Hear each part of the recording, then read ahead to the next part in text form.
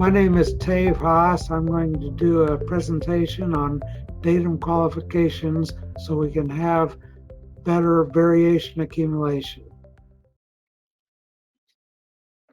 And this is my proposed agenda. I'm going to talk about some factors that involved. There's two different issues that I want to cover that have to be satisfied. Then I'm going to show how not to do it. Then I'll show how to do it. The first is definitions from Y14.5. The paragraphs are for the 2009 standard, but these things are also found in the 2018 and earlier standards. So that this is nothing new and they haven't changed. First of all, it says that a datum is the exact line or plane, but that's not exactly the case because it's only the derived from the theoretical datum feature simulator is perfect. The actual datum feature surface is not perfect. It has variation and we have to control it. And it also has in here datum feature control. So this means that when you're referring to the datums at a later point with a tolerance, you have to have a tolerance on the feature itself to show how good it is and whether it supports the actual tolerance that you have. There are no perfect features and you have to qualify them. Now, this is my first example, and it's a contrived example, and I made a sketch, but this explains why we have to make the tolerances bigger than the actual datums that it's based on. We have a block here that's arbitrarily 800 millimeters long and 20 millimeters thick and 0.2 millimeters flatness. Now, for those who are used to inches, that's 8/8,000ths of an inch. And it has two 8 millimeters holes, which is, 315.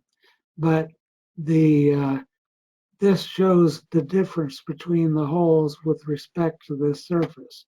We look at hole A first, and with it, when we have a worst case flatness, this got a booger in the middle and it's flat all the rest of the way. It can rock back and forth, and you can't really stop it from rocking because you don't have any control that says it is a concave or convex surface.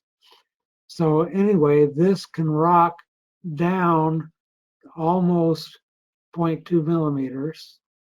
And when this goes down 0.2 millimeters, this goes up almost 0.4 millimeters. So the total movement of that hole is 0.4 millimeters at a minimum.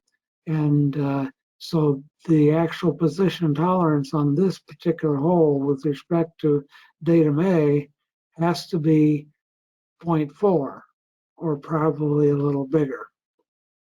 This can only be 0.4 because it doesn't quite match to 0.4. But anyway, that doesn't leave much room for error. You have to have the hole perfect. Now, the hole B is a different story because when this rocks back and forth, this doesn't move near as far. So, I mean, this is our calculations here where we figure out the angle that it varies, and it can move 0.1, 0.01 either direction. So we have to have a perpendicularity of this hole with respect to datum A has to be equal to or greater than 0.2. Our sensitivity is actually 0.1. So we can make the sensitivity shows us that we can make the tolerance of position, the perpendicularity, less than what the original one is. But that requires a sensitivity calculation to prove that that's going to be legitimate. The first issue that I want to talk about is that the tolerances or the allowances have to grow when you get away from the datums. If we have a datum that's 0.05 millimeters, which is 2,000, which is pretty good flatness, then we can't have a parallel on the opposite side of 0.02 because if you're using up 0.05 originally, if it rocks back and forth, there's no way that you can meet 0.02. In this case, the parallelism has to be greater than the 0.05. And this is the first fundamental factor that's not in Y14.5, but it is something that actually has to happen mathematically. And it's not shown in the details of Y14.5, but it is something we have to keep in mind. There are exceptions to this rule. One of them is that I showed you already, is that if the sensitivity is much less than 1, then we can actually have a tighter tolerance on the perpendicularity than we do on the flatness. That's one exception to this rule. And the other exception to this rule is kind of nebulous because it requires datum targets on A, and then you actually, if you pick 3 points, then 3 points determines the plane, and then your effective flatness is 0. However, you're going to still have to, when you put it on an arbitrarily flat surface, it's not going to pick up those same 3 points, and so you have to include it in the model, the variation of that surface. The second issue, just like, somewhat like the first, is based on a quote from Y14.5. It talks about the datum features. It suggests that you use functional ones, and this is in the datum reference frame. And so you need to have the reference frame pick out datums that determine where that feature is. And you have to make the datums functional, otherwise you're gonna take longer to get back to the datums, and you're gonna increase the amount of variation. Now, datum structure is the basis for variation accumulation, and so it's important. And if you don't use GD&T, then it gets a lot more complicated. Now, application of functional datums is a very important thing, and you're trying with variation accumulation or tolerance analysis, as a lot of people call it. I like to call variation accumulation because variation occurs on all the parts, and you're trying to find out what it all adds up to. Tolerance is usually bigger than the actual variation, so you don't have as many rejections. And analysis can mean anything, and it's not really pinpointing what you're trying to do. So you really want minimum steps back to the datum reference frame. The primary datum is usually the main feature that controls the orientation of the part. And the second one controls where that part is within the first one. And the tertiary datum is required mainly to fill out the 6 degrees of freedom to say you have all your part determined. Now, this is another important factor, which is not really in Y14.5, but it's one thing that we need to adhere to. Now, as we had before with the first issue, we have exceptions. One of them is this particular part is a good example of one that, now the GD&T on this isn't right. They have a flatness on A, but the problem is that really for functional datums, you have two surfaces that have three holes in them, and it's a spacer between two things, and we could use one surface and then the holes for one datum, but then the other would fly all over the place, and we don't really have good control of it. So we really have two competing datum structures, one from one end and one from the other end, and the edges don't really connect to anything. So in this particular case, what we have to do is we have to look at the joints between this and the next part and make sure that we're not constraining rotation about this center line.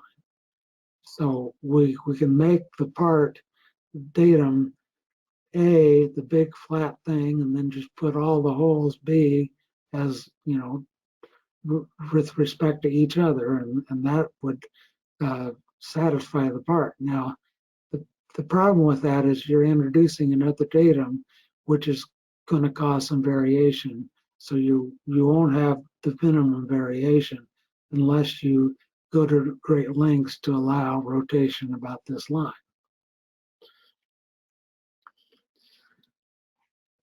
And then here is an example of how you're not supposed to do it. And it has various issues. Like we showed in the first example, this surface here is datum A, but it has no flatness on it.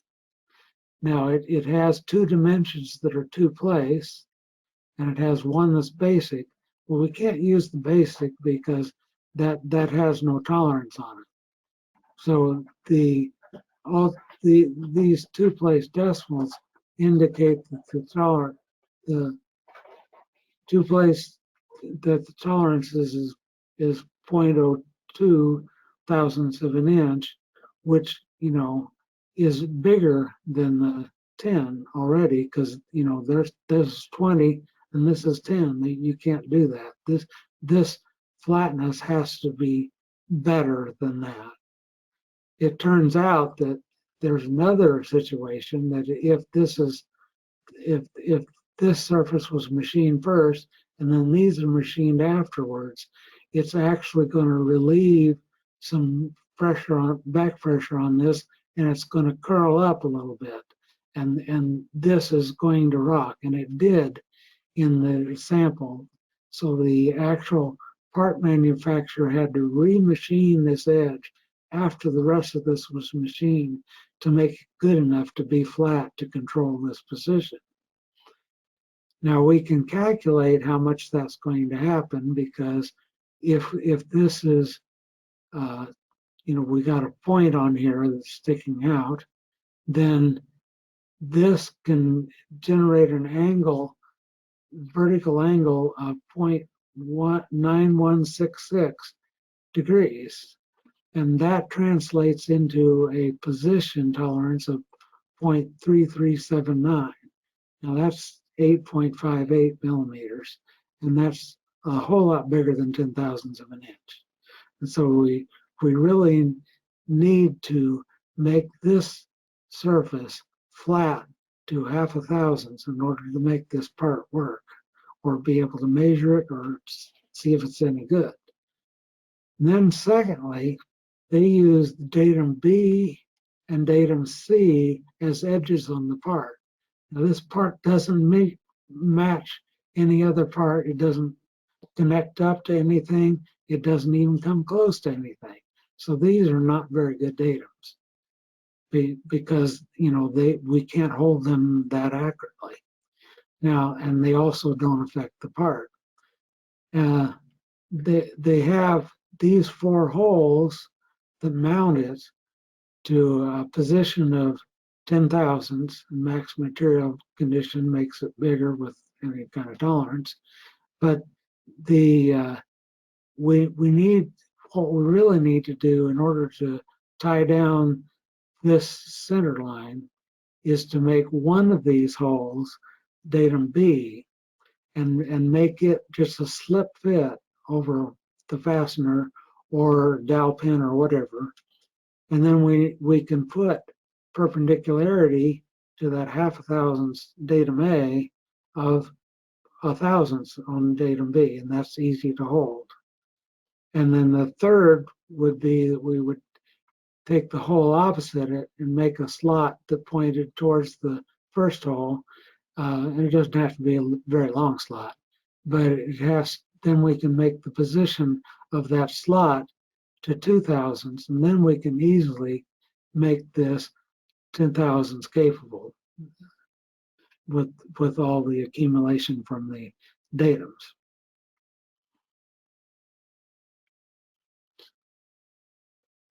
Now we're going to talk about how we need to do it. First of all, the primary datum is, as they teach you in class, is usually a planar surface, and that's the most common and probably the way it is. And it should be the mounting surface. And then the it should have a flatness on it.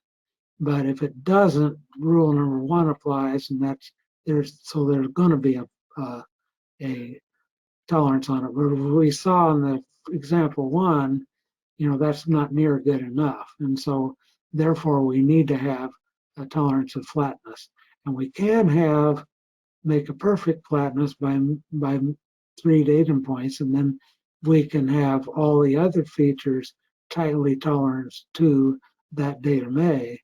But we still have to add in the variation of mounting of this part. So, we don't really get away from that. It just reduces the amount of variation. And one thing we have to remember is that all the tolerances on the part have to be bigger than the flatness tolerance. And in the case of a primary planar surface, if we have a secondary datum, and the secondary datum can be several things. It can be the side, like they teach you in the class, but that has limitations. First of all, the joint edge between the 2 surfaces is redundant. So the second surface can't orientate the part except with 2 points, and so it's only 2 degrees of freedom, and it has to be controlled with a edge quality has to be perpendicular or angular within a very tight tolerance. It has to be tighter than all of the hole positions that you have in there and every other tolerance on the part. However, we really don't need to make that edge that good unless it actually contacts something else. And it also will mean that if we use an edge, sometimes we have to make a combined or composite tolerance on the holes themselves, which complicates the drawing. And here's an example from Y14.5. This shows first a composite and second a combined. And the biggest difference between these two, unless you have notes contradicting it, is that in this case, this 6-hole pattern, this 4-hole pattern, and 3-hole pattern are all independent of one another. They don't have to be true at the same time. They have to be true within that pattern to 0.25, but they don't have to have both of them within 0.25. You can have 0.8. And just for frame of reference, that 0.8 is 31.5 thousandths or a 32nd of an inch, and the 0.25 is really 10 thousandths. Then this is an example of combined. And in this case, unless you have other notes, the 25 has to occur to all holes simultaneously. And so therefore, you can make a gauge with all 13 pins in the surface that are this size minus the whole differential, and then they have to fit on all of those at the same time. But that's the biggest difference between these. But you don't need either one of these if you don't make the edge a datum. You can use the tighter tolerance directly and say we just make them all the holes 0.025 and we're going to be good.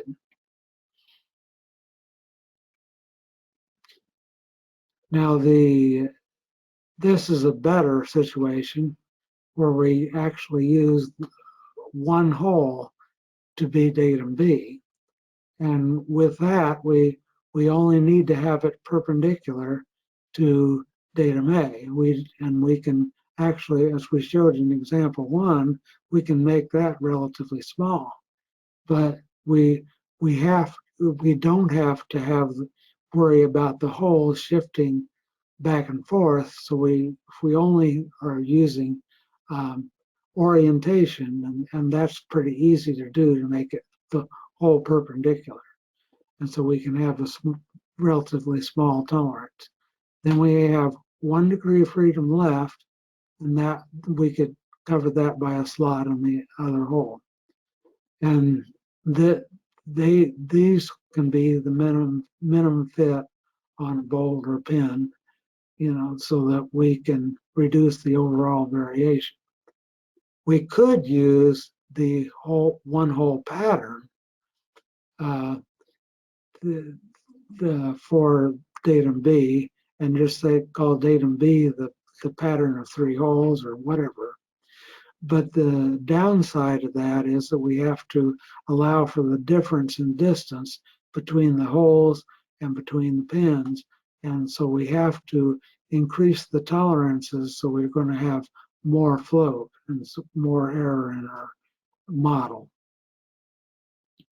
There is a better way to do the primary datum is a cylindrical part, and you can actually use cylindrical datum.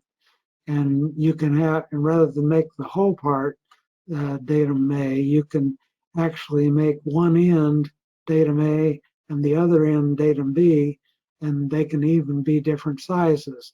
And then you can refer to that as datum A-B. But you're going to need to qualify that by saying what the orientation is between those two ends. You'll have to use position or total runout.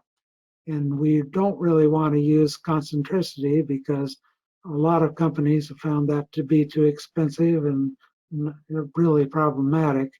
And it's not even in the 2018 standard. They took it out. So therefore, that's fallen into disrepute. But we also have to have cylindricity specified on both diameters.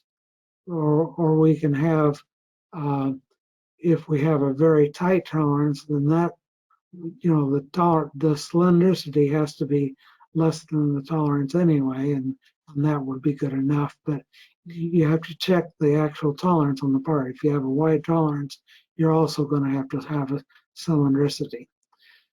And you can't make a perfect cylindricity like you can a perfect plane, because there is no way that you can have target points that will guarantee on touching every the same points if you have a diameter that can change sizes. And and you also have to have all your tolerances following it bigger. Another issue with the secondary tolerance, if your first one is cylindrical, is you have to control 2 more degrees of freedom. And you can do either one of those by some point around the axis, which make it have a direction that way, radial direction. And then you'd have to have something that controls it along the axis, an edge or an end or something. And but the best one is to use a cross hole, because that controls both both leftover degrees of freedom, and then you can control the end of the part and control all the tolerances correctly. And this is how you get a hold of me, so we can go over any other questions that you may have.